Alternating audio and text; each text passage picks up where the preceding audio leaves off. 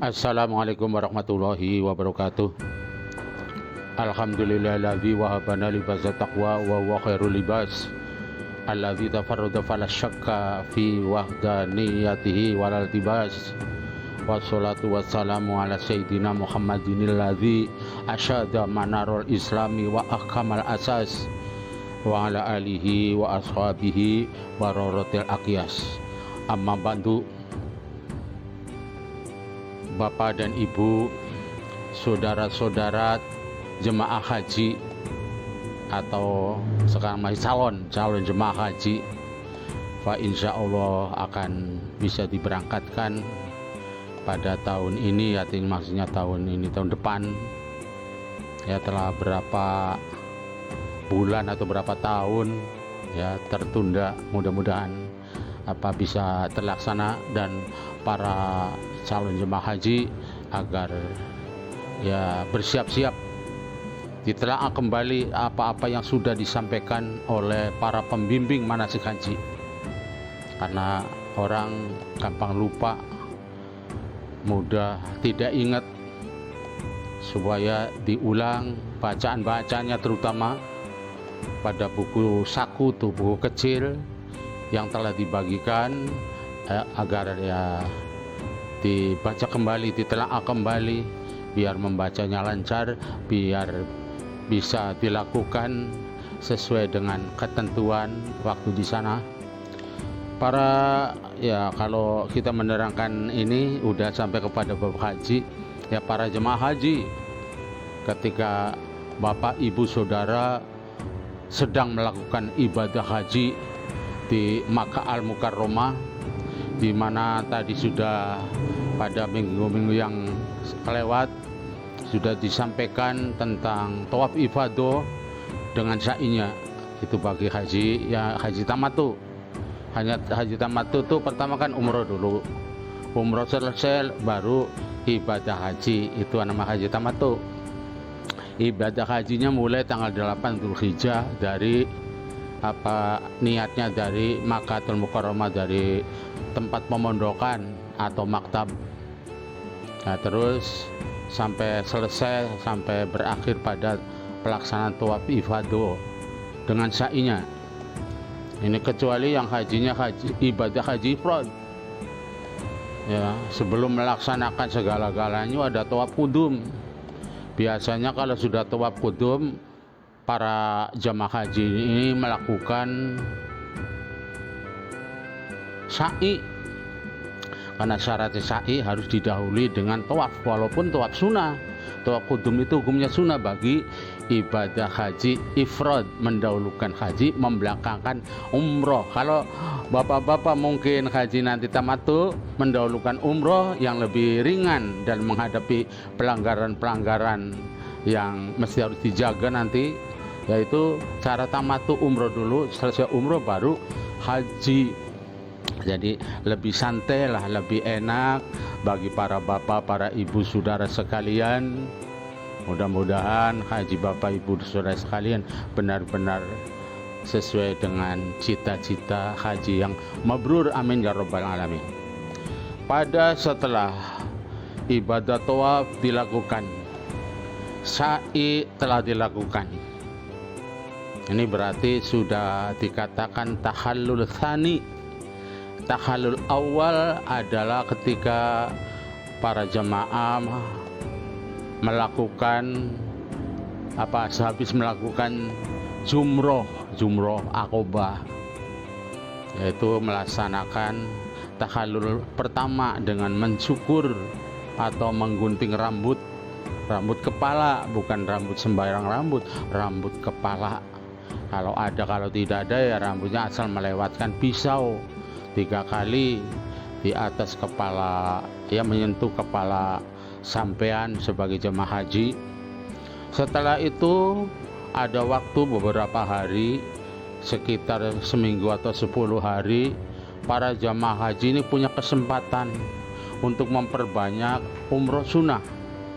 Bahkan ada kegiatan ziarah ke tempat-tempat yang bersejarah dipimpin oleh panitia di sana.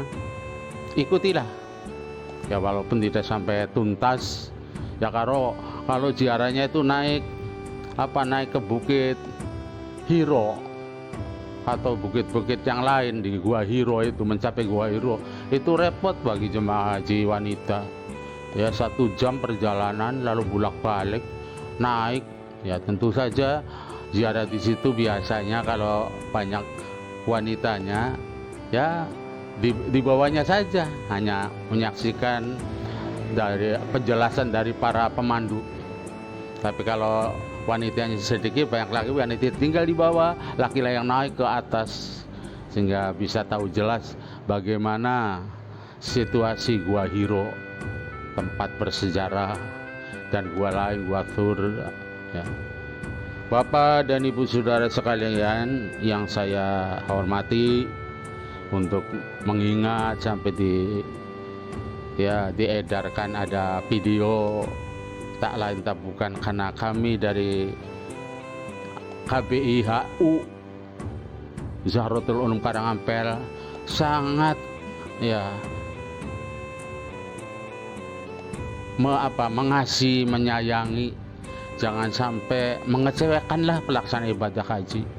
Jadi bagaimanalah diusahakan pengurus sampai ada video ini, tolonglah dipelajari video yang nanti akan diedarkan. Yang penting bapak ibu jamaah haji ini benar-benar bisa menguasai pelaksanaan daripada ibadah haji, manasik haji tersebut. Lalu apabila umroh sudah dicukupkan, melakukan umroh sunnah, kesempatannya pada itu banyak. Ya 1 hari saja umpamanya melakukan umroh sunnah, jangan banyak-banyak, taruhlah 3 kali, 1 minggu 21 kali. Apalagi yang rajin 1 hari, wah sekenyang-kenyangnya. Itu mikotnya dari, tinggal pilih mau ke utara ke Tan'im, Masjid Aisyah, atau ke timur ke Ja'rona, atau ke Hudaybiyah, tinggal pilih. Mikot itu tuh, mikot untuk para jamaah haji sudah ada di dalam kota Makkah. Maka apabila telah selesai, ya malamnya kan santai, memperbanyak bacaan Quran dan dzikir, karena sudah selesai ibadah hajinya, tawaf ibadahnya sudah selesai, dan ada kewajiban yang tertinggal yang masih belum dilaksanakan, tak lain tak bukan adalah tawaf wada, tawaf permisi akan meninggalkan kota Mekah. Ini disebutnya tawaf wada, dilakukan ibadah tawaf wada. Jadi sebelum meninggalkan tawaf wada wajib melakukan tawaf wada. Kaifiatnya, pertama, pelaksanaan tawaf wada tanpa sa'i. Biasanya kan tawaf ada sa'i, ini tidak. Tawaf umrah ada sa'i, tawaf haji ada sa'i, ini tidak ada sa'i. Ya tawaf saja. Yaitu berapa kali tawaf dilakukan seperti tawaf lainnya, yaitu dihitung 1 kali tawaf itu 7 putaran. 7 putaran mengelilingi Ka'bah. Nah di sini sampean kalau sudah datang dari pemondokan menuju Mekah, menuju Masjidil Haram, ya jangan lupa doa-doa yang sudah disampaikan itu dibaca, doa perjalanannya, doa memasuki Masjidil Haram, doa melihat Ka'bah, melintasi Makom Ibrahim, dan seterusnya. Itu apa, sehingga nanti jemaah haji akan memulai tawaf wada. Selanjutnya tawaf wada ini jangan lupa 7 putaran. Lalu selesai tawaf 7 putaran, berdoalah di multazam dengan khusyuk dan khudu, ya. Semoga diterima pelaksanaan ibadah haji dan umrohnya, atau umroh dan hajinya yang telah Bapak Ibu melaksanakan itu. Berdoalah, ya sebanyak-banyak doa. Di situ di buku saku, buku kecil ada, tinggal baca, mau sekali, mau 3 kali, ya tentu jangan terlalu lama berdesakan, tetap orang banyak, ya kita ambil yang 1 kali, bacanya benar, ya bacaannya murattal, bagus, cukuplah. Setelah itu, setelah berdoa di multazam, awas multazam di mana itu? Itu tempat antara Hajar Aswad dan pintu Ka'bah, disebutnya multazam. Hajar Aswad dengan pintu Ka'bah. Sampean agar berdirinya jangan terlalu dekat, menjauh agak ke belakang dari makom Ibrahim. Makom Ibrahim kan apa arahnya, arah tenggara dari Hajar Aswad, ya agak ke timur lah, karena tahu dekat, karena lalu lintas orang tawaf nanti akan ditabrak atau ketabrak. Cari tempat yang aman. Sembayang sunnah tawaf, ini sunnah tawaf dilakukan setelah tawaf, lakukan dengan ya bersama-sama atau bergantian, saling menjaga, ya menjaga orang sedang sholat. Barangkali ada rombongan yang tawaf banyak sekali, biasanya nggak tahu, tabrak main tabrak aja, terutama orang-orang dari Afrika itu, ya orang-orang berkulit hitam itu ya ada sedikit kasar, ya dah maklumlah kalau tersentuh, tersenggol karena apa yang gangguan mereka yang mungkin tidak disengaja ataupun disengaja, maafkanlah, jangan membalas, ya karena kita sedang dalam tempat yang disucikan, Makkatul Mukarramah, di dalam masjid lagi, di tempat Ka'bah lagi. Lakukan dengan baik, maafkan saja orang yang menyentuh Anda walaupun sakit, sudahlah merupakan satu ya ujian Anda yang dihadapi, mencoba Anda, Allah mencoba Anda sampai melakukan tawaf, ya tawaf wada. Lafaz niatnya kalau dilafadzkan, tanpa lafaz niat sah di hati, kalau dilafadzkan dibacakan nawaitu tawafal wada'i bihadzal baiti sab'ata aswatil lillahi ta'ala fayassirhu li wa taqabbalhu minni. Saya berniat tawaf wada di Baitullah ini 7 putaran karena Allah Ta'ala, maka mudah-mudahan engkau ya Allah memudahkan pelaksanaan tawaf wada saya, dan semoga Allah menerimanya. Amin. Sekali lagi, banyaknya tawaf wada 7 putaran cukup dilakukan 1 kali, artinya 1 kali pelaksanaan, tidak berkali-kali pelaksanaan. 1 pelaksanaan itu 7 putaran dari Hajar Aswad sampai Hajar Aswad, 1 kali putaran 7 kali, sebagaimana pelaksanaan tawaf yang sudah disampaikan. Ya, itu. Awas, jangan lupa lakukan sholat setelah berdoa di multajam, sholat sunnah tawaf di belakang makom Ibrahim. Sholat sunnah di Hijr Ismail juga jangan disepelekan lah. Ya, bisa sholat lakukan, tidak bisa berdoalah saja di dalam Hijr Ismail, mengenang Ismail ketika masih bayi dilahirkan di tempat itu oleh ibunya, ditinggal oleh bapaknya yang pulang pergi mengunjungi, menengok istrinya Nabi Ibrahim yang bernama Siti Hajar, sebulan sekali, kadang-kadang 2 bulan sekali, 3 bulan sekali, ya mengunjungi dari Baitul Muqaddas, wakilah dari negara Syam, mengunjungi, apalagi setelah Nabi Ismail terlahir, kunjungan, karena di sana di Baitul Maqdis atau di negara Syam, Nabi Ibrahim punya istri tua yang kebetulan pada waktu itu, ya di samping melahirkan Nabi Ismail, Nabi Ishak dilahirkan, hanya lebih tua Nabi Ismail di sana pada istri tua. Jarak yang sangat jauh itu. Konon katanya perjalanan jauh itu tidak menjadi masalah bagi Nabi Ibrahim, karena Nabi Ibrahim diberikan mukjizat naik buruk, yang sampai nanti buruknya dipakai, disediakan, disiapkan untuk Nabi kita Muhammad SAW ketika Isra Mi'raj. Jadi sholat sunat di Ismail jangan disepelekan masuk. Kalau berjubel-jubel tapi ya bismillah lah masuk. Sekalipun hanya berdoa saja, minta doa apa saja doanya. Minimal doa sapu jagat, Rabbana atina fid dunya hasanah wa fil akhirati hasanah wa qina adzabannar.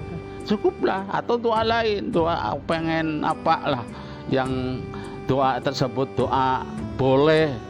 Jangan doa-doa yang terlarang. Doa yang diperbolehkan oleh agama kita bacakan di situ. Minta keselamatan diri, aman. Apalagi ini masih Covid. Ya mungkin Bapak Ibu melunakkan ibadah haji barangkali masih ada Covid. Mulanya sekarang itu dituntaskan suntikan vaksinnya. Ya tahap pertama, tahap kedua untuk membuat usaha agar imun ibadah kita dari COVID macam-macam COVID-19, mungkin ada COVID lain. Ya semoga Bapak Ibu saudara sekalian jemaah haji selamat nanti akan melaksanakan haji dengan baik, bisa menunaikan dengan baik, tertib. Setelah sholat sunat di Hijri Ismail berdoa saja di situ, keluar dari tempat itu, carilah untuk istirahat sebentar, kesempatan untuk mengikuti sunnah Nabi. Apabila kita sedikit payah, sedikit haus, minumlah air Zam-Zam, air yang penuh berkah. Ya, tidak ada air seberkah sebaik daripada air Zam-Zam, serta pahala dan balasannya itu tiada tara. Kita minum air Zam-Zam dengan sepuas-puasnya, dengan hati yang ikhlas, minta kepada Allah. Makanya ada doa minta kepada Allah, yang minta kebaikan. Bismillahirrahmanirrahim. Allahumma inni as'aluka ilman nafi'a wa rizqan wasi'a wa shifaan min kulli da'i wa saqam bi rahmatika ya arhamar rahimin.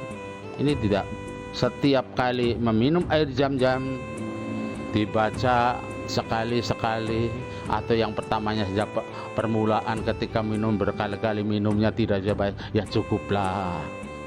Ya, itu doa itu harus hafal Bapak Ibu. Jadi sekarang harus siap untuk bisa membaca doa masing-masing. Ya, begitu bacaan doa selesai, minum air Zam-Zam. Ya, air Zam-Zamnya nikmat sekali, dikasih es, harus siang. Ya, ada petugasnya mengisi tong-tong air Zam-Zam dengan es balokan. Ya, enak, nikmat sekali. Dan jangan lupa sampean kan membawa wadah air sebesar aqua besar. Oh, sini ada cangkolannya, ya diisi. Atau bawa jigen kecil, jigen besar dilarang, jigen kecil, jigen 1 liter, 2 liter, 3 liter boleh itu. Ya tentu merepotkan, yang ada cangkolannya itu digantung pada ketiak, pada bahu. Belilah cangkolannya tuh, ada banyak terjual di tempat-tempat di mana ada pelatihan manasik haji. Bapak, Ibu dan saudara sekalian, kalau sudah minum air Zam-Zam, kembalilah ke Hajar Aswad untuk mengusap dan menciumnya. Awas, bukan menyembah. Akhirnya ada tuduhan orang-orang Kristen, orang Islam kok menyembah batu hitam, menyembah Ka'bah. Awas, sini kita hanya sekedar mengusap batunya dan sekaligus menciumnya. Ya, bismillahirrahmanirrahim, wallahu akbar. Dikecup, cium, ya, minta ridho kepada Allah, bukan menyembah itu Allah, ingat kepada Allah. Ini hanya tabarukan, ya, wa ta'dhiman. Karena Nabi melakukan itu. Ya, pernah sahabat Umar, ini batu kayak orang menyembah Ya bukan menyembah ini mah, hanya karena Nabi melakukan, saya lakukan. Tahu batu tidak memberikan manfaat, tidak memberikan madorot. Kalau Nabi tidak mencontoh itu, saya tidak akan melakukan. Jadi kembali maksudnya apa, niatnya kepada Allah, mengusap karena Allah, mencium karena Allah. Nah, lalu pergi meninggalkan apa, berjalan biasa. Jangan tiru-tiru orang yang di sana, banyak yang berjalan miring dan mundur. Akibatnya ada yang jatuh. Ya, ini berjalan begitu, mundur-mundur atau miring-miring sampai jarak beberapa meter itu, sampai habis tempat atau sampai selesainya lingkaran tempat tawaf. Wah, banyak orang berjatuhan. Jangan diikuti, itu makruh. Al-masyu qoro makruhun. Al-masyu qoro makruhun. Yang berjalan mundur itu hukumnya makruh, jadi tiada guna. Jangan dilakukan, jangan ikut-ikut. Bagi wanita yang berhalangan karena haid, itu cukup berdoa saja di depan pintu Masjidil Haram. Setelah Masjidil Haram sebelah luar, dengan doa. Ya, apa saja doanya. Tidak boleh masuk orang yang sedang haid, sedang nifas, punya junub. Jangan masuk ke dalam masjid, ke Baitullah, di luar saja, di luar Masjidil Haram. Cukup berdoa di sana. Gugur kewajibannya. Itu masalah masalah apa namanya, tawaf wada. Yang ngomong orang sudah tua kadang-kadang keliruan. Ya, segala-gala sudah kendor. Mohon maklum Bapak Ibu sekalian, kalau penyampaian saya itu kadang ya kurang normal seperti waktu muda lain. Ini mah sudah kendor segala-galanya. Ini lakukan tawaf wada dengan sebaik-baiknya. Kemudian kalau ada orang mengingat, ada pertanyaan, bagaimana kalau terjadi waktunya sholat Jumat di Mekah? Itu hukumnya para ulama mengatakan tidak wajib ya oleh jemaah haji, sebab sibuk menunaikan ibadah haji yang begitu banyak, liku-likunya. Jadi sholat Jumat tidak wajib, wukuf di Makkah tidak wajib, di Muzdalifah, di Mina tidak wajib sholat Jumat. Tapi ya ikutilah sholat di masjid berjamaah, sekali-kali berjamaah, terutama pada masjid apa itu yang sebelahnya lempar jumroh Aqobah, Masjid Khaif, atau orang bilang Masjid Khaif. Ya, itu masjid para wali, masjid pertemuan para wali. Ya, di situ ya kita tabarukan, datang ke masjid sekali-kali berjamaah, apa siang apa malam, tidak jauh. Ya, kalau Anda tempatnya masih di Mina Indonesia, apa namanya tuh? Ya, Mina yang bagiannya orang Indonesia, harrotul lisan, itu ya memang ada 1 kilo bahkan lebih, kata saya, lebih ini perjalanannya menuju tempatnya Masjid Khaif, masjid satu-satunya yang paling besar di Mina. Bapak Ibu, saudara-saudara sekalian, kita lanjutkan, menyingkat waktu, kesempatan, terutama sekali masalah dam. Saya akan menguraikan masalah yang harus dijaga. Jangan sampai kita terkena dam, artinya kita terkena pelanggaran. Ada beberapa yang harus dijaga oleh orang ibadah haji maupun ibadah umroh, yang disebutnya muharramatul ihram, larangan-larangan sebab ihram. Ketika umroh ada larangan sebab itu masuk wajib haji, wajib umroh. Begitu haji ada larangan muharramatul ihram, larangan ya, yang harus dijaga ketika kita masih dalam keadaan ihram. Kalau sudah bebas, yang namanya tahallul awal saja masih tinggal 1 itu muharramatul ihramnya. Apa larangannya? Jangan tureng ya, karo batur bareng Nanti kalau sudah selesai takhalul awal jadilah takhalul tsani, baru bebas semua. Silakan. Bebas berarti bebas menurut aturan syariat, bukan bebas minum arak itu apa haram sekarang bebas, bukan. Kembali kepada kegiatan Islam seperti biasa. Larangan-larangannya harus hindari, kebaikan-kebaikan mari kita dekati. Berakhlakul karimah harus kita betul-betul laksanakan. Bapak dan Ibu, saudara-saudara sekalian, ini dalam hal masalah larangan selama ihram. Pertama, khusus bagi pria itu dilarang memakai pakaian biasa atau yang berjahit, atau pakaian yang bertangkup. Bertangkup artinya dihubungkan antara kanan dan kiri dengan kancing, itu dilarang. Seperti berjahit itu. Sampean memakai pakaian baju walaupun tidak dikancing umpama baju di depannya, tapi lengannya kan nyambung, terjahit. Itu yang maksud terjahitnya. Kalau baju ini swag, lengannya tidak berjahit, depannya terbuka, disampirkan kayak saya pakai sorban ini, ya enggak apa-apa, tidak melanggar larangan ihram. Walaupun hakikatnya ini susunan jahitan ini. Nah, kalau pakaian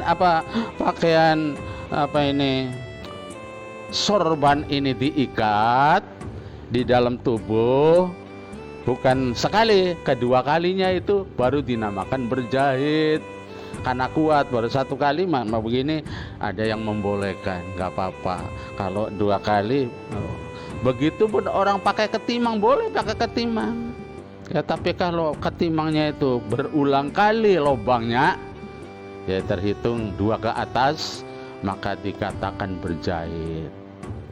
Tinggal 1 itu 2, 3 ke atas itu kalau jumhur ulama itu 3 ke atas lubangnya. Jadi timang yang dibagi atau sabuk yang dibagi oleh bank itu ada 1 masukan, itu tidak mengapa. Walaupun ulama Syafi'i yang memakruhkan, sebaiknya jangan memakai ikat pinggang, memakruhkan. Karena kita itu serahkan kepada Tuhan, tawakal ala Allah. Kita ini lagi berserah diri, pakaiannya sederhana, hanya 2 kain, dalam keadaan lemah. Jadi jangan memperlihatkan kehebatan pakaian ketimang itu atau ikat pinggang itu meneguhkan, memperkuat. Memang untuk menjaga jangan mudah lepas pakaian kita. Kalau dulu zamannya Kanjeng Nabi memang jemaah haji masih sedikit. Sekarang sudah ribuan, ratusan, sampai jutaan. Tentu saja memakai ikat pinggang itu sangat dibutuhkan. Oleh karena itu sebagian ulama, kalau ini merupakan satu uzur harus memakai ikat pinggang, pakailah ikat pinggang agar kuat. Semua orang bertawaf itu berjubelan, sa'i berjubelan, lempar jumroh lagi. Wah, ini kalau memang lempar jumroh sudah tahallul mending. Kalau belum tahallul masih harus jaga ikat pinggang. Kalau tahallul udah bebas kan daripada pakaian yang berjahit. Itu bagi pria, termasuk sorban digubetkan di kepala, itu hindari. Kalau menutup kepala tidak melekat, seperti topi yang tidak melekat kepala, itu tidak apa-apa. Kalau melekat boleh, seperti payung, atau karena ada sakit bagian kepala yang harus ditutupi, itu baru boleh. Ada udur borok di kepala, payungnya lepas, tangkainya harus dipakainya repot sampai mendekati kepala. Dalam keadaan normal tidak boleh. Payung harus agak tinggi di atas kepala, jangan menyentuh. Apalagi pakai topi, lepas semua topi warna apapun. Sorban hanya dikalungkan saja kalau mau pakai sorban, tidak diikatkan. Itu satu, memakai pakaian biasa atau berjahit dilarang. Memakai sepatu yang menutup mata kaki jangan sampai tutup. Malah dalam kajian Syafi'iyah bukan semata-mata mata kaki, tungkaknya harus terbuka. Ada orang berpikiran bahwa cukup mata kaki terbuka, padahal sepatu-sepatu Indonesia kebanyakan terbuka mata kakinya, tapi tungkak apa ini ujung tumit masih ada mengikat. Nah, ini menurut saya belum cukup. Apa artinya menutup mata kaki begitu saja tuh? Apa sepatu yang kayak gitu dianggapnya terbuka? Jadi mata kaki terbuka, kalau sepatunya itu ada tumitnya dipotong. Udah yang muda pakai sendal biasa, sendal bandol, sendal apa, ban bodol, sendal apa lagi seperti yang kita pakai itu, ya itu lebih mudah, enak. Ya walaupun kadang-kadang terinjak oleh kawan, ya lepas sendalnya. Ya hilang, ya beli lagi lah murah. Sendal apa biasa tuh, ya yang biasa sampean pakai untuk ke masjid. Zaman dahulu orang pergi aja yang pakai bakiak, coba bayangkan melaku nega alon. Bakiak apa satu lagi tuh? Terumpah sih masih mending, karet. Ini satu lagi bakiak apa itu satunya? Kalau bakiak ada kemongnya, yang tidak kemongnya namanya itu tuh. Orang dulu para ulama itu pakainya yang ada kemongnya, ada apa, ada panggalannya, ada memolonya. Ya jalannya pelan. Ya dongklak jalannya cepet, ya lepas. Gamparan namanya. Kalau gamparan pakai itu, pakai apa ikatnya tuh, ya karet ataupun serupa karet plastik ikat. Itu terbuka, itu boleh. Tapi pakai gamparan ya meramaikan orang. Ini pakai gamparan nginjak orang sakit dan ketinggalan, orangnya berjubel-jubel, ya nggak usah pakai. Kalau di tempat tawaf itu taruh saja, waktu sholat ya taruh saja di pojok atau di cangking, sedia wadah tempat cangkingan, ya kresek hitam lah, biar tidak kelihatan kotornya. Nah itu masuk masjid itu memang ya disunahkan terbuka, sebab tidak kurang ada orang tetap masuk masjid. Kita pakai sendal, pakai sepatu, orang-orang baru pada pakai sepatu masuk masjid, karena memang larangan ketat tidak ada. Madzhab berbeda-beda pandangannya. Yang lebih hati-hati adalah dari madzhab Syafi'i atau golongan Syafi'iyah. Nah itu dilepas semua penutup kaki sampai yang namanya mujah, khuf, lepas ketika melakukan tawaf. Ini larangan salam mahram. Kembali, memakai sepatu yang menutup mata kaki itu dilarang laki-laki. Kemudian menutup kepala yang melekat seperti topi dan semisalnya itu dilarang kecuali ada uzur. Ya, perlu kita nutup. Lalu khusus bagi wanita dilarang pertama berkaos tangan. Ya, waduh, untuk menutup aurat.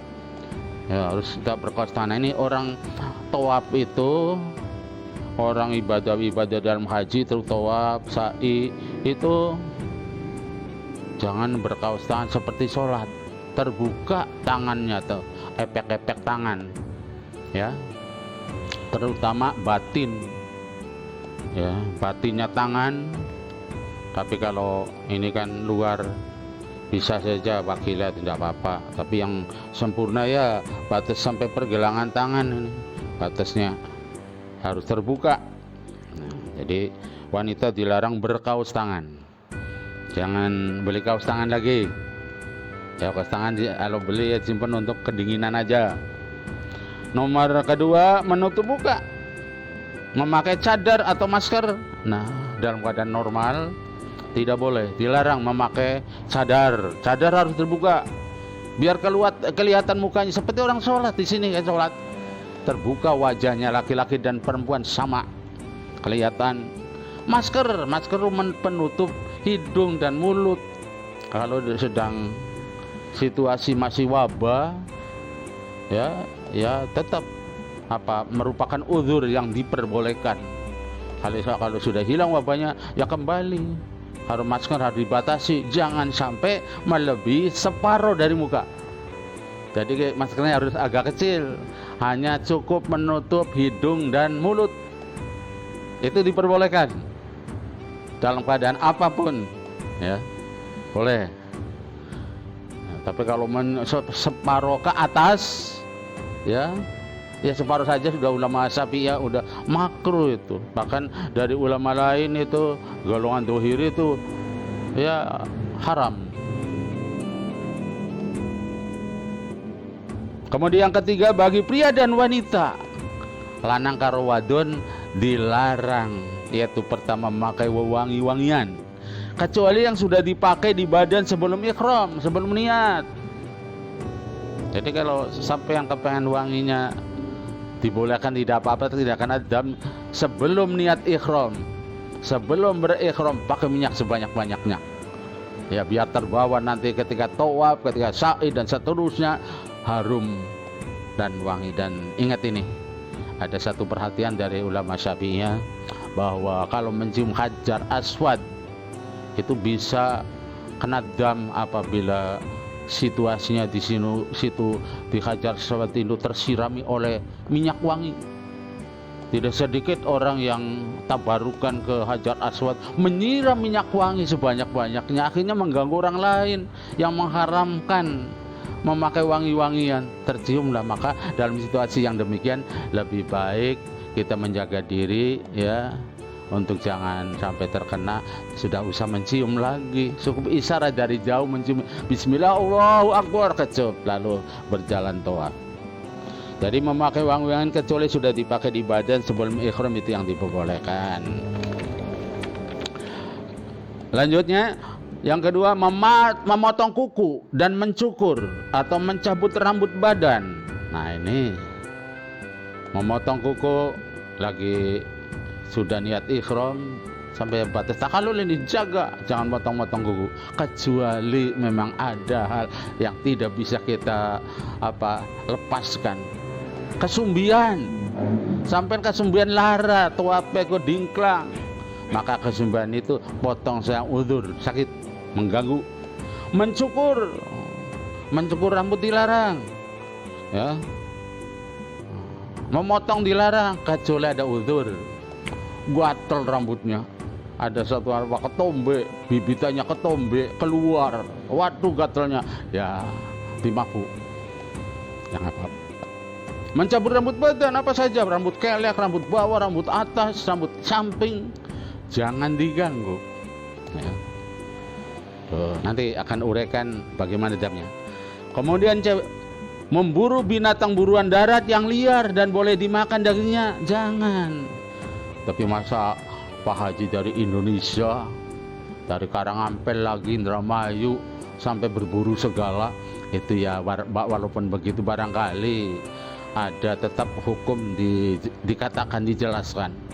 Orang-orang dulu pergi haji, terutama golongan menak, golongan bangsawan, tidak kurang-kurangnya waktu istirahat, waktu santai, ibadat selesai, berburu binatang. Memang kalau sudah nggak apa-apa, ini kesempatan, ya selesai istirahat sebentar, ibadah belum selesai, tawaf belum selesai, saya cari makan dengan berburu, cari kijang liar.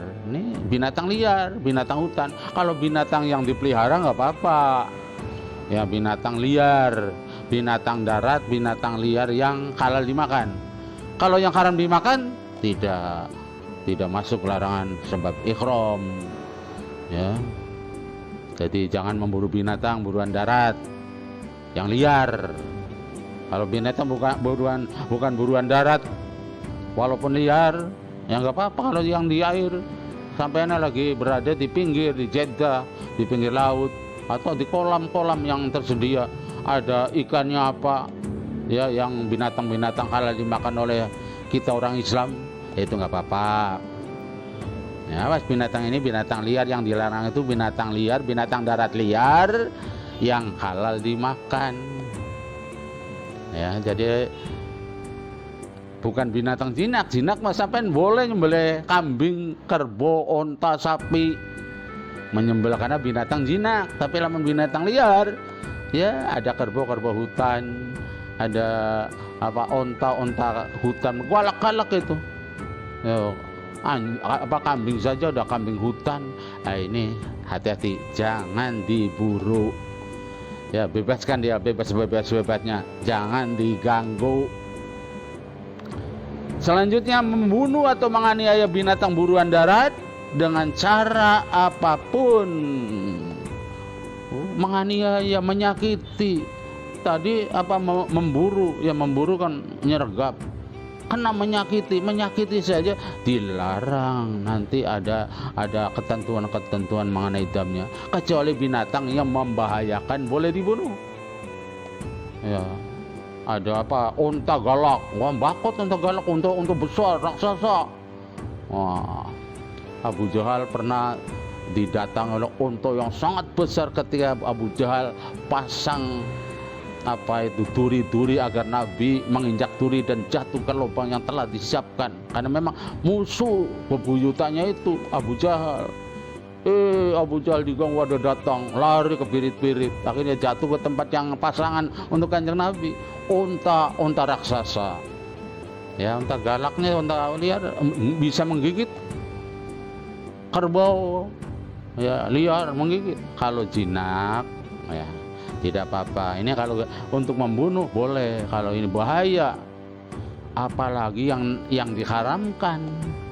Memang yang harus memang dibunuh ular, yang harus dibunuh itu diperintah itu, membunuh sunnah, membunuh ular. Sunnah membunuh binatang-binatang, bahkan wajib yang membahayakan, singa, macan. Ya kadang-kadang di daerah gurun pasir itu ada singa, macan. Ya, alasnya, hutannya adalah gurun pasir. Kemudian dilarang juga nikah. Lagi ibadah. Ya orang temen artinya. Ya karena memang mungkin sampean ada yang duda, ada yang janda, ketemu pasangan. Ya. Karena sampeannya manjeng klub jawilem, jadi kepengen nikah, jangan dipaksa-paksa nikah. Walau ngajak dengan mas kawin yang sangat besar, jangan, kita sedang ibadah, nanti selesai ibadah baru menikah. Oke, boleh. Ya kalau menikah memang tidak ada damnya, tapi tidak sah nikahnya. Berarti kalau tidak sah, sampean turengnya, bercumbu rayunya haram. Menikahkan, punya anak, punya orang yang menjadi kitanya jemaah sebagai wali, ada anak yang terbawa dari tanah air atau anak yang sudah tinggal di sana, kepengen kawin, kitanya orang tua sedang melakukan ibadah umroh, sedang melakukan ibadah haji, tolong nanti jangan sekarang, tidak sah. Ya, tidak boleh menikahkannya, kita dapat dosa walaupun tidak ada damnya. Nikahnya sampai dinikah tidak sah. Ya, jadi tidak sah menjadi walinya, tidak sah dia dijadikan pengantin anyarnya, atau meminang wanita untuk dinikahi, meminang lalu untuk dinikahi waktu itu lagi acaranya ibadah, jangan ditunda nanti. Ya, dinikahi atau mau dinikahkan, nikahan ponakan, anakan sampai saja, sampai mewakili jadi wali wakil. Wah, kebanyakan orang kawin walinya wali wakil. Saya di sini di tanah Jawa, ya yang terbanyak tuh mewakilkan kawin kepada kiai, kepada ustaz, sampai yang mewakilkan juga dalam ijma Syafi'iyah itu dilarang. Kemudian bercumbu rayu dengan istri, sabarlah. Memang istri halal, waktunya halal, sekarang sedang larangan, dijaga. Bercumbu asik dengan istri sampai artinya berjima, bersetubuh. Nanti kalau sebelum tahalul awal sampai berjima, bersetubuh, batal ibadah hajinya, kena dam, wajib qodho tahun depan.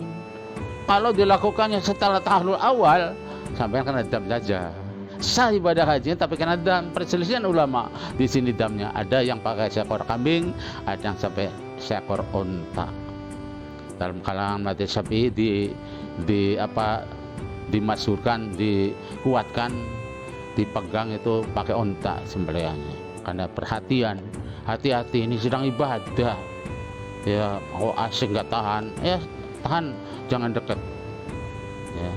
Tapi mau tidak mau orang tawaf itu berdekapan untuk menjaga keselamatan istri, keselamatan mahram lain. Dengan mahram harus Syafi'iyah kan membatalkan wudhu persentuhan kulitnya, ya membatalkan wudhu kecuali yang disentuh. Kalau kita makanya sentuh itu tidak membatalkan darurat karena ibadah tawaf, ibadah sa'i dan lain sebagainya di sana.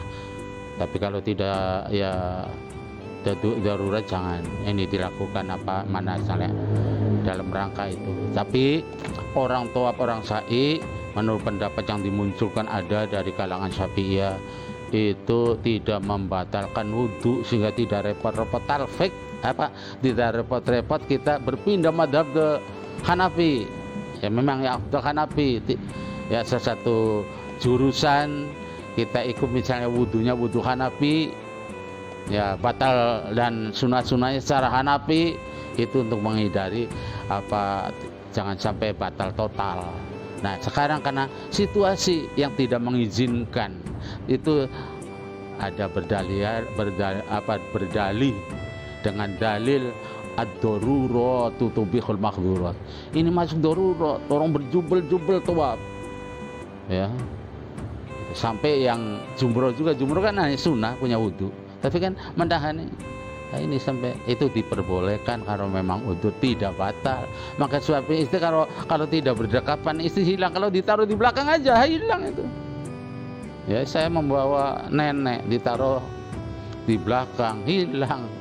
Sebab kalau kesenggol orang lain, aduh lepas tangan.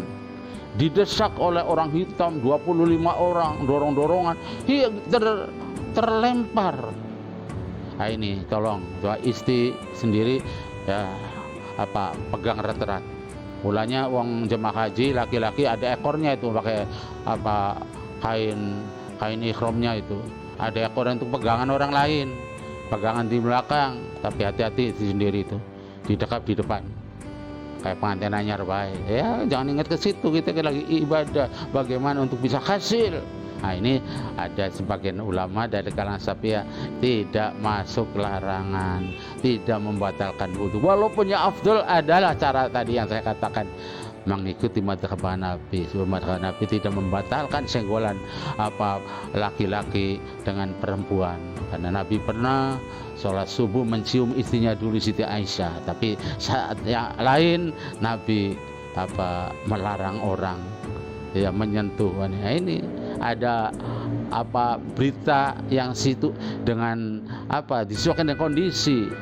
Setelah diseleksi madhab Syafi'i kenceng tetap batal. Kalau batal lamis lan malmus, kalau disentuh orang nggak batal, yang menyentuh batal.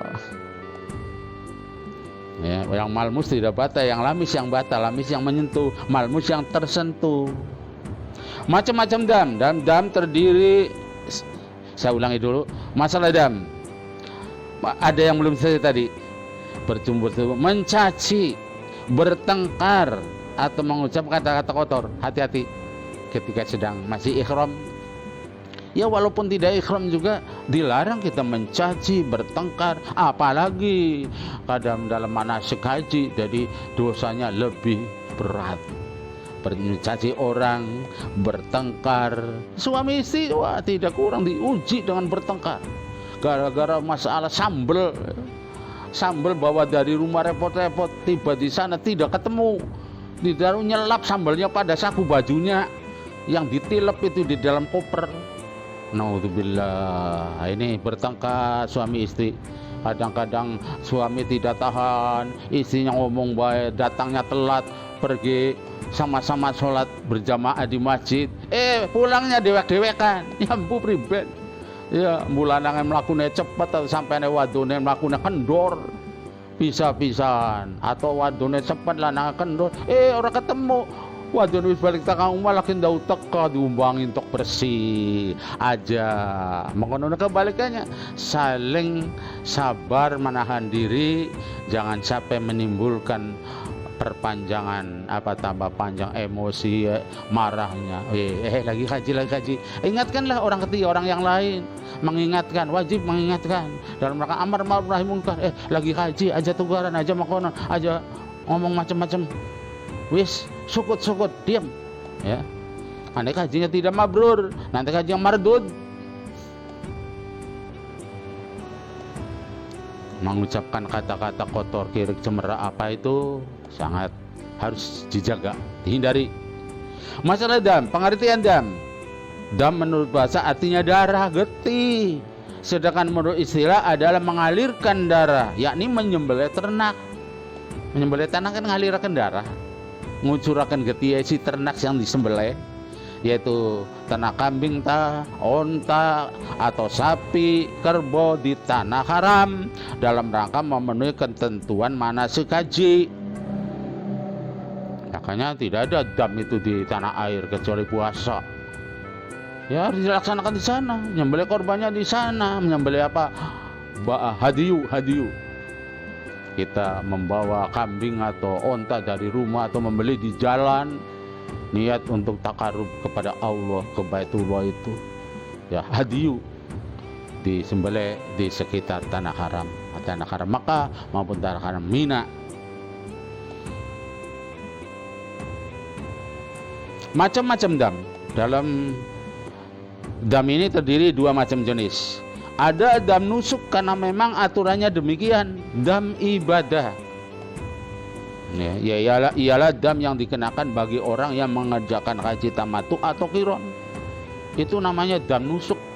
Kalau pelanggaran dam isa'ah, dam melakukan kesalahan, melakukan melanggar aturan. Jadi dam nusuk itu dam pada haji tamattu, mendahulukan umroh, membelakangkan haji, itu dam wajib dibayar. Kecuali ada orang tertentu apabila sampean sudah melakukan niat ihram, ini masalah umroh sudah selesai pada waktu ihram haji, kembali ke mikot, itu tidak kena dam. Sebab pokoknya kan haji harus ke mikot. Dari mikot maka kita didahulukan umroh. Jadi mikot yang pertama umroh. Apabila Anda bisa kembali ke tempat mikot semula, itu tidak kena dam. Ya misalnya ngelakoni umroh tahun ini, hajinya tahun depan. Tahun depan tuh haji, umrohnya tidak wajib. Tidak kena dam, bukan wajib. Tidak kena dam dan umrohnya menjadi sunnah hukumnya, Mang. Hajinya wajib, umrohnya sunnah, dalam bentuk apapun, tapi tidak kena dam. Atau menjadi mutawatin di Mekah, wakilah mukimin, itu yang sudah bermukim di sana, terutama mutawatin. Kalau menurut istilah Syafi'iyah itu mutawatin syaratnya, ya itu tidak kena dam mereka, ya walaupun mendahulukan umroh, membelakangkan ibadah haji. Tuh, itu dam yang ada. Lalu yang melanggar karena melanggar aturan, dam isa'ah.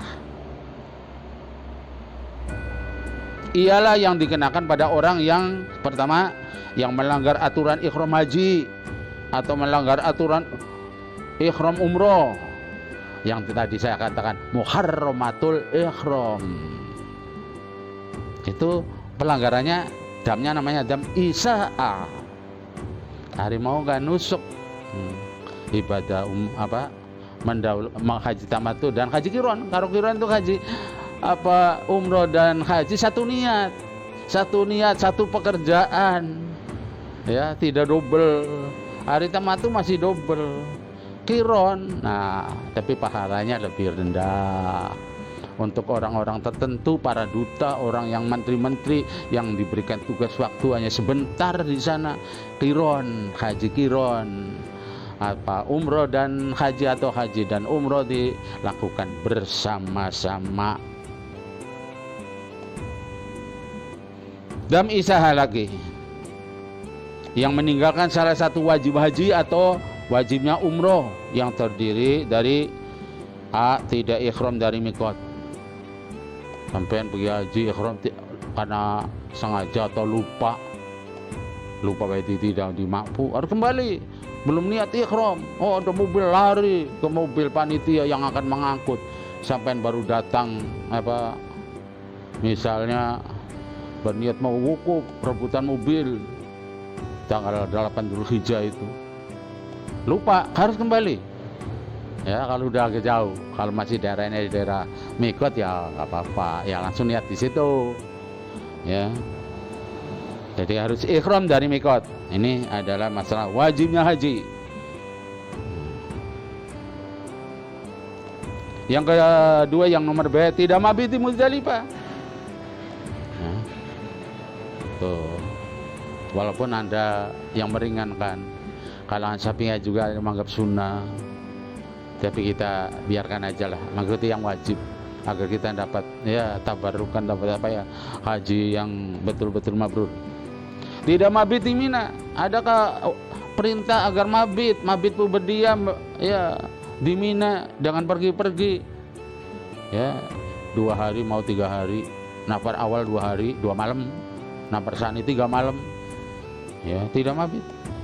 Ya ada yang menganggap ya korban ringan atau tergantung udurnya, tapi kita laksanakan karena memang ada keturunan ini, ada adabnya itu.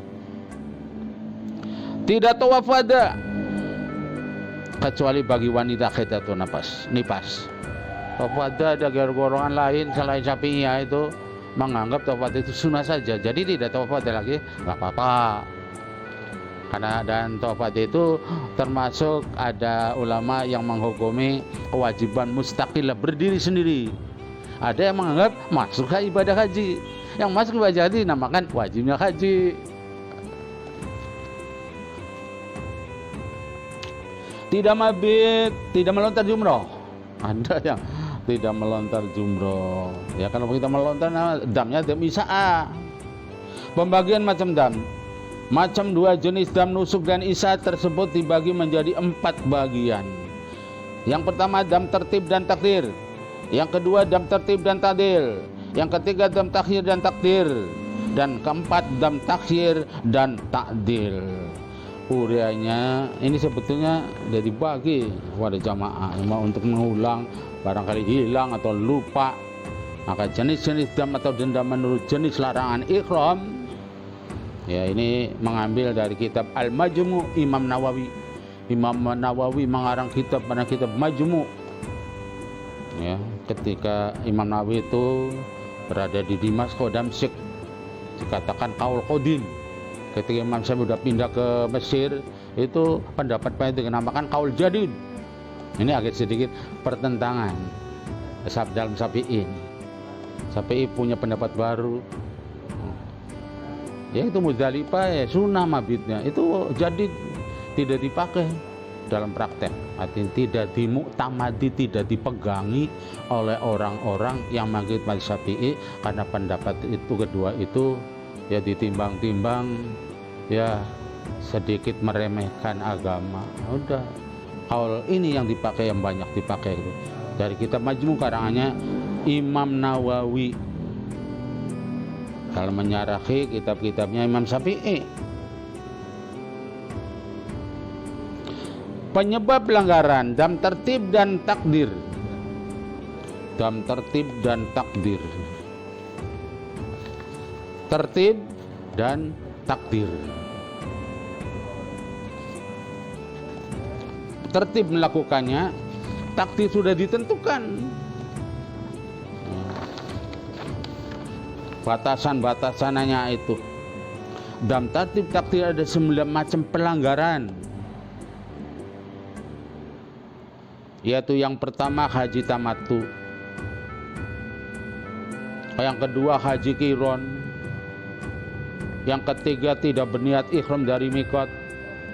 Yang keempat tidak mabit di Muzdalifah tanpa uzur syar'i. 5 tidak mabit di Mina tanpa uzur syar'i lagi. 6 tidak melontar jumroh. 7 meninggalkan tawaf wada. 8 tidak wukuf di Arafah pada waktunya. 9 tidak memenuhi nazar yang berkaitan dengan haji atau umroh. Nah, ini ketentuan jenis damnya, dendanya, dam dendalah, gampangnya ngomong. 1, menyembelih seekor kambing, ya. Menyembelih seekor kambing dilaksanakan secara tertib berurutan sesuai dengan kemampuannya. Menyembelih kambing mampu tidak? Artinya menyembelih bukan menyembelih sendiri, artinya membeli kambingnya. Masih punya uang banyak enggak? Kalau tidak mampu untuk membeli itu, untuk buat disembelih mah enggak apa-apa orang lain. Menyembelih seekor kambing ya pelanggaran apa? Karena sebab-sebab apakah itu hanya melakukan pelanggaran sesudah tahalul awal, ya, maka kalau tidak mampu puasa 10 hari, 3 hari selama dalam pelaksanaan haji di sana, itu dilakukan di Mekah. 7 hari setelah kembali ke kampung halaman. Di Mekah kan ada waktu. Kalau sampai hajinya haji tamattu, ya, ada dam, membeli seekor kambing untuk disembelih di sana. Ada kesempatan setelah umrah selesai, menunggu tanggal 8 Dzulhijjah, itu ada kesempatan untuk menyembelih kambing di tanah haram. Apakah di Mina? Mina terutama tempat yang penyembelihan khusus. Tanah haram Mina itu termasuk tanah haram Mekah, daerah Mekah. Ya, jaraknya 5 km dari Mekah. Oh, itu bertumpuk-tumpuk orang menyembelih kambing, menyembelih sapi, menyembelih kerbau atau onta. Ya, minimal menyembelih seekor kambing. Lakukan puasa 3 hari di sana. Gampang. Kalau tidak terselesaikan, ya bisa kodo nanti di rumah. Tapi pahalanya kan berkurang. Aturan bisa dilaksanakan di sana. Itu dengan tertib lakukan kita. Ya, tertibnya pertama menyembelih ekor kambing, kedua ya kalau dia mampu puasa 10 hari, kalau tidak mampu lagi ya untuk puasa 10 hari, saya nggak kuat, umurnya sudah umur doyok tua, kayak sampai yang tua-tua yang doyok-doyok umurnya sudah ya, mendekati wassalam kira-kiranya. Nah, itu setiap hari diganti puasa 1 hari 1 mud. Berapa tuh 1 mud? 1 mud itu adalah 2/3 kilo. 2/3 kilo dibagikan kepada fakir miskin, ya, karena memang benar-benar tidak mampu untuk berpuasa. Ya, mulai saat penyebab pelanggaran dilakukan secara tertib berurutan sesuai kemampuan. Ini yang 9 itu damnya adalah menyembelih seekor kambing. Tidak memenuhi nadar apa kalau kita sukses pergi haji ke sana, nadar menyembelih kambing, ya itu punya kewajiban menyembelih kambing. Nadar yang dikaitkan dengan haji, dengan umroh. Kalau yang tidak dikaitkan dibawa-bawa ke sana, jalan lagi. Jadi mana tertib? Annahu la yantaqilu ila tsani. Maknanya tertib itu adalah tidak berpindah kepada yang kedua. Sebelum yang pertama itu diperkirakan mampu tidak. Illa ba'dal ajzi 'anil awal, kecuali karena kita lemah, tidak mampu. Wah, dipikir-pikir saya nyembelih kambing masih gampang nggak puasa. Uangnya udah tipis. Harga kambing di sana mahal, ya. Makanya orang jemaah haji tidak kurang-kurangnya sampai patungan damai patungan untuk menyembelih onta lebih murah kalau hitungan patungan. Ya, kambing satu tidak dapat 1 juta, 2 juta, 3 juta. Kambing onta 5 juta atau 7 juta, kan patungan 1 jutaan. Meringankan. Atau kerbau, kerbau onta agak murah itu di sana. Sapi yang sangat tinggi harganya, sapi dan kambing. At-taqdir anna syar'a qaddara ma ya'dilu ilaihi bima la yazidu wa la yanqusu. Maknanya takdir bahwanya syariat telah menentukan, telah menetapkan, ya, jangan berpindah dulu untuk yang cari yang lebih mudah, untuk menambahi atau mengurangi. Wah, wedhus karo puasa baiklah, beli 10 hari tak takoni sebulan kuat, padahal membeli kambing ada uangnya. Udah ditentukan, urut dulu, urut. Tidak mampu benar-benar pindah. Itu namanya ketentuan yang sudah ditetapkan, tidak boleh dirubah. Lalu yang kedua, dam tertib dan ta'dil. Dam tertib dan ta'dil. Ya. Tertib tadi sudah dikatakan maknanya berurut-urut. Ya. Ta'dil maknanya karena syariat memerintahkan demikian, apakah dengan harganya, uangnya, atau dengan ya apa yang serupa yang lain, ya, pertimbangannya kayak apa, orang tertahan melakukan ibadah haji atau umroh oleh ya halangan musuh, itu wajib bayar dam ikhsor. Sudah keadaan ikhram sih, yang merintangi di jalan apa itu harus kita melakukan dam pembayaran. Apa damnya? Kambing hijang yang serupa lah, setingkat. Itu ta'dilnya, keadilannya dalam hal itu. Maka damnya apa? Dam tertib dan ta'dil ada dua. Satu, bersetubuh dengan istri atau dengan suami sebelum takhalul awal bagi ikhram haji dan sebelum selesai seluruh kegiatan umroh. Itu dalam takhalul umroh. Al-jima'ul mufsidu lin nusuki min hajjin aw umratin. Berjima itu dapat merusakkan manasik haji maupun manasik umroh. Lalu yang kedua, tertahan, muksor, gagal melaksanakan haji karena suatu halangan yang merintangi di jalan, sedangkan dia sudah dalam keadaan ikhram, sudah niat ikhram. Orang berniat ikhram itu tidak ada batasnya. Dari rumah bisa, dari Jakarta belum sampai ke sana niat ikhram. Nah, ini yang repot, tiba-tiba ada halangan. Di sana saja kadang-kadang terjadi peperangan, terjadi permusuhan, mengganggu kita untuk menunaikan ibadah haji. Baitullah ditutup, Masjidil Haram ditutup. Nah, ini bagaimana sikap kita sudah meniat ikhram, haji gagal. Ada perlawan, ada ya demo, ada macam-macam yang waktunya membutuhkan waktu lama. Ini dapat menggagalkan haji dan umroh. Maka sikapnya adalah membayar dam. Ya, membayar dam. Yakin damnya. Yang kedua, tertahan halang merintah. Ya, dam-damnya adalah satu, menyembelih seekor onta. Harganya 5 juta sampai kadang-kadang 10 juta. Menyembelih seekor onta, artinya membeli onta untuk disembelih.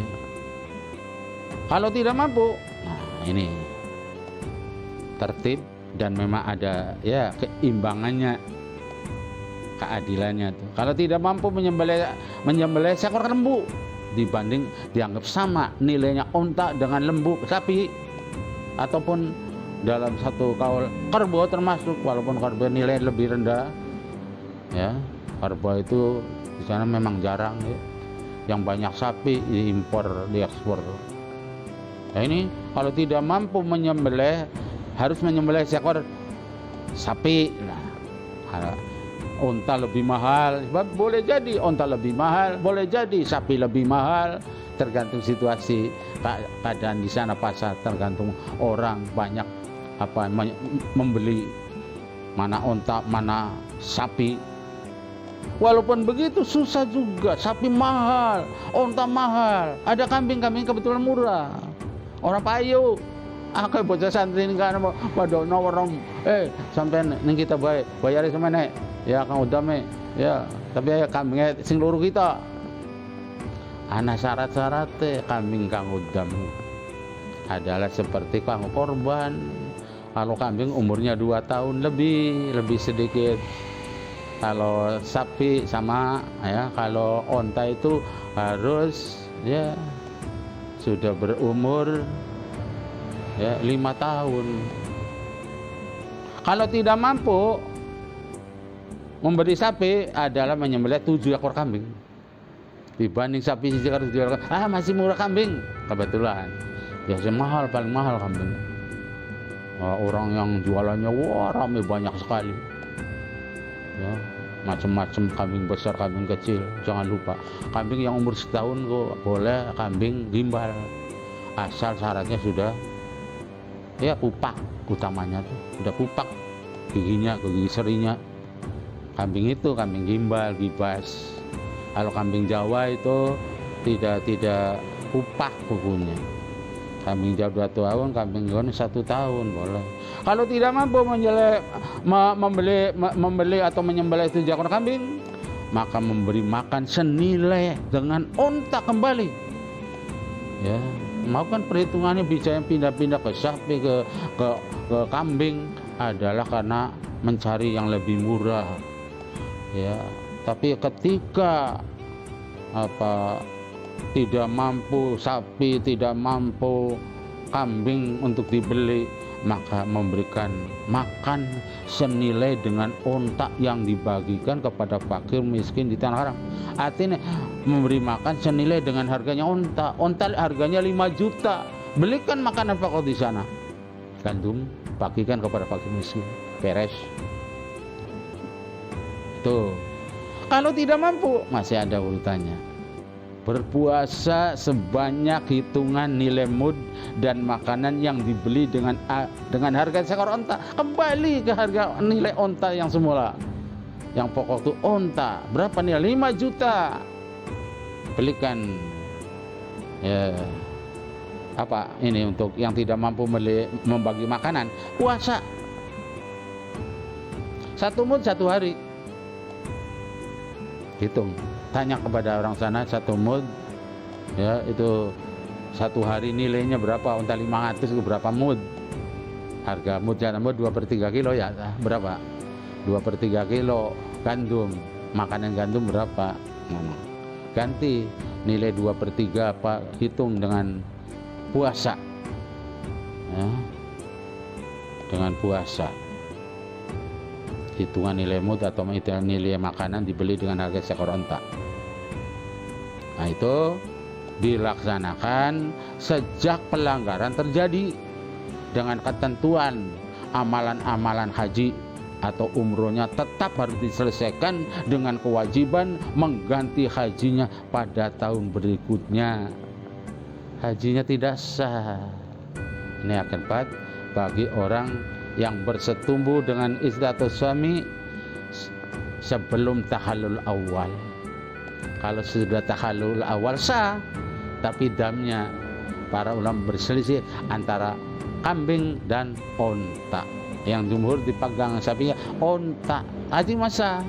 Tapi kalau sebelum tahallul awal tidak sah hajinya, wajib qadha tahun depan, harus berangkat lagi. Walaupun dalam keadaan situasi pandemi COVID-19.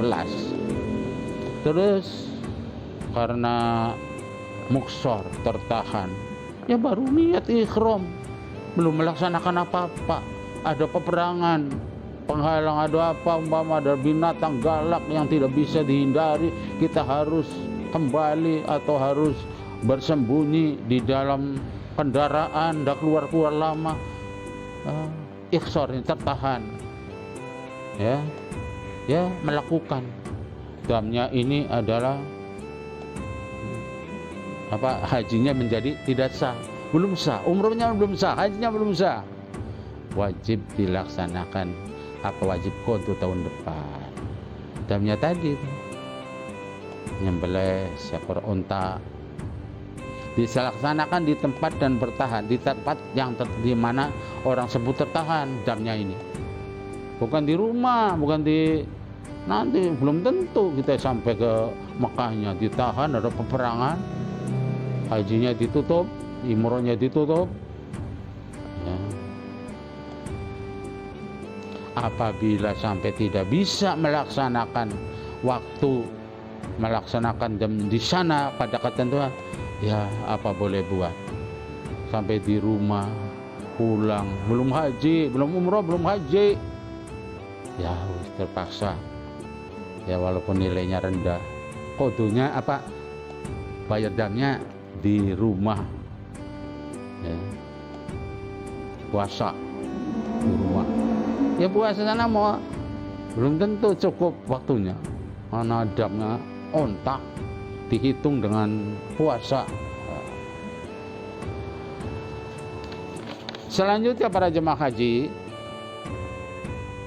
jika tidak mampu berpuasa sebanyak hitungan jumlah mud makanan yang dibeli dengan harga seekor kambing. Orang mampu ontak yang lakamani gitu ya, yang rendah di bawah daripada ontak, ya maksudnya sabita, arbota, kambing ta yang lebih murah daripada onta.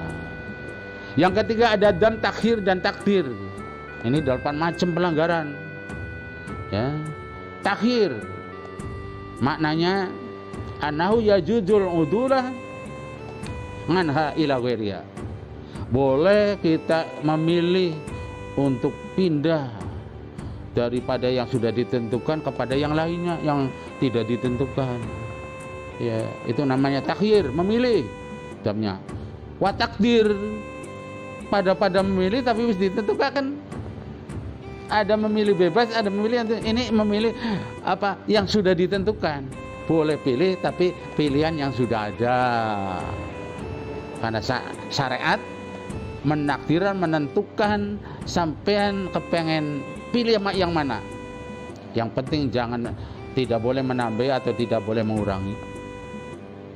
Ini pelanggaran membuang, mencabut, menggunting rambut atau bulu badan dari mana saja anggota tubuh yang disebut izalatus sya'ri ya. Ini damnya memilih 3 macam: menyembelih seekor kambing atau bersedekah kepada 8 fakir miskin, tiap-tiap orang 2 mud. 1 mud adalah 3/4 liter ya, 2/3 lah. 3 berpuasa 3 hari, ini pilih, silakan pilih dam ini, tapi jangan milih yang lain. Hanya ini ketentuannya berlaku untuk macam pelanggaran nomor 1 sampai dengan nomor 5: membuang atau mencabut, menggunting rambut atau bulu dari mana anggota tubuh, memakai pakaian yang dilarang dalam ihram, pakaian berjahit, damnya milih, mengecat kuku, menanggalkan kuku atau membinasakan, menghancurkan kuku qalamuz zufur ya. Kuku dawan apa ganggu wong sejen dudu sik kesumbian dudu kukune dawa-dawa yang maune klalen orang motongi kuku waya pelaksanaan tawaf atau lainnya, wah ganggu total wae untuk kuku pancana kae. Pelanggaran itu milih nyembelih seekor kambing ta, bersedekah kepada 6 orang fakir miskin, bukan 8 yang keliru tadi. Bersedekah kepada 6 orang fakir miskin, tiap orang 2 mud. Jadi 12 mud jumlahnya. Atau berpuasa 3 hari, 3 hari puasa ringan, duitnya masih utuh. Ya, puasa telung dina ningkana atau menurut wakilah boleh sampai di rumah. Sampai 5. Memakai wangi-wangian begitu juga. Isti'malut tib. Ya. Memakai wangi-wangian, isti'malut taibi. Memakai wangi-wangian sudah ihram. Adamnya pilih yang 3 macam tadi. Yang kelima, memakai minyak di kepala walaupun tidak berbau wangi. Ya biasa digunakan kepala minyak lentik kan, biasa orang sini pakai minyak lentik ya, menghitamkan rambut sampai terbawa ke sana dipakai. Dan pilih Minyaki jenggot. Nah ini jenggot mah ora usum. Wong Arab mengana atau daerah lain di luar Indonesia itu usum, jenggot ku dilengani. Ya. Malah sing nuwi wangi lengane tapi sambil menghidupkan jenggotnya, tumbuhnya tambah bagus. Dam yang lagi ikhram. Ya, dam milih nyembelih ekor kambing, memberi makanan kepada orang fakir miskin dan atau berpuasa 3 hari. Semua kulit selain daripada bulu tumbuhan di pipi dan di kaki, duhnu syai'in minasya'ri rasihi wa lihiyatihi, minyak daripada rambut kepala dan jenggot. Semua kulit selain daripada bulu tumbuhan di pipi dan di kaki. Kalau ada bulu di kaki, di pipi, di minyak nggak apa-apa. Di kaki ada bulunya, di minyak oh apa? Pipi nggak? Iya. Ya ada orang bulu sampai jumlahnya 17. Di dalam kitab I'anatul Talibin ku diterangkan bulu muka ada 17 macam. Nanti lain panjang waktunya. 17 macam wong lanang itu bulu. Ngomong Indonesia bulu siji loro telu paling akeh. Bahkan bulu ora duwe dicukuri maning sampai jadi masalah bahkan bulu jenggot ngurip hidup makan jenggot. Wah, kowe tambah bodoh. Ada yang mengatakan tambah bodoh. Malah wah, tolol tambah bodoh. Justru ngikuti Nabi kan panjang jenggotnya dipelihara. Ya mana yang suka lah. Tidak wajib. Sunnah saja. Ya ada memang yang mewajibkan. Ya kawan-kawan kita itu dari golongan lain melakukan perkosaan atau permulaan bersetubuh. Ini kena dam, takhir dan takhir dan takdir. Melakukan perkosaan dan permulaan bersetubuh. Muqaddamatul jima. Apa? Ya bercium, berjumbu rayu. Pegang-pegangan apa, damnya itu milih ya ini yang di bawah ini memilih di antara 3 macam. Satu, menyembelih seekor unta. Lebih diberatkan perkosaan karena perkosaan hubungan jima apalagi perkosaan dengan orang lain ya zina namanya zina. Ini atau muqaddamah itu dengan orang lain bukan mahram, berat hukumannya. Damnya menyembelih seekor onta atau bersedekah seharga seekor onta atau berpuasa sebanyak hitungan setiap mud makanan yang dibeli dengan harga seekor onta. Waduh, beratnya. Hati-hati. Kadang-kadang bocah nom tahan. Haji masih muda, ya, masih pengantin anyar, tidak dibawa istrinya pengantin anyar wadone, ditinggal di rumah. Wong lanang ditahan. Mandeng-mandeng apa jemaah haji kan terbuka mukanya. Kalau bukan musim haji ya, bukan musim umroh, orang pada tertutup ya, terbatas tertutup orang sana saja yang ketat-ketat ya, tertutup muka kalau keluar, tapi kalau sembahyang mah terbuka, wajah tuh harus dibuka. Melakukan persetubuhan setelah selesai tahallul awal tetapi belum selesai tahallul kedua.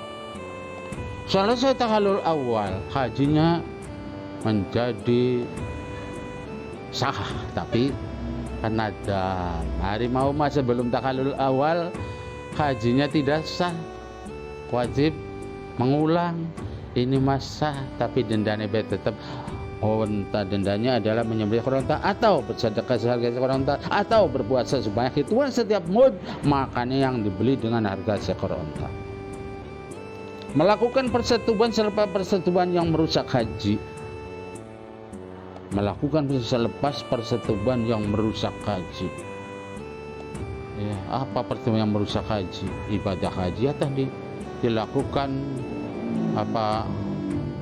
sebelum tahallul diteruskan mana?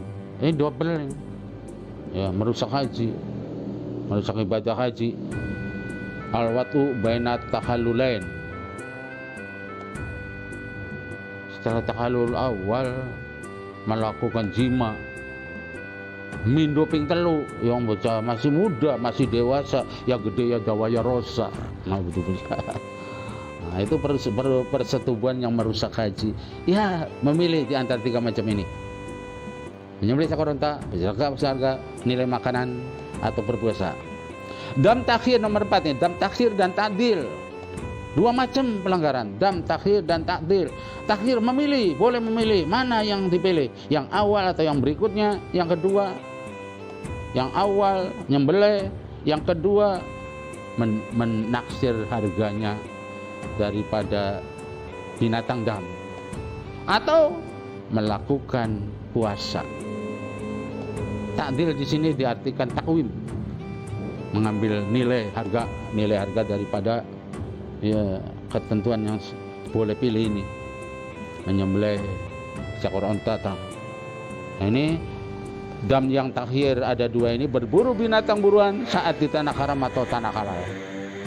Jadi jangan melakukan pemburuan lah, apa guna itu karena dam. Tapi boleh pilih, mau nyembelih kambing, berburu binatang sebesar binatang yang diburu, yang dibunuh itu. Misalnya ya sebesar sapi liar, korbo liar, kambing liar, unta liar, sebesar itu damnya belikan lagi. Itu masih tidak terhitung, woi sekalian baik.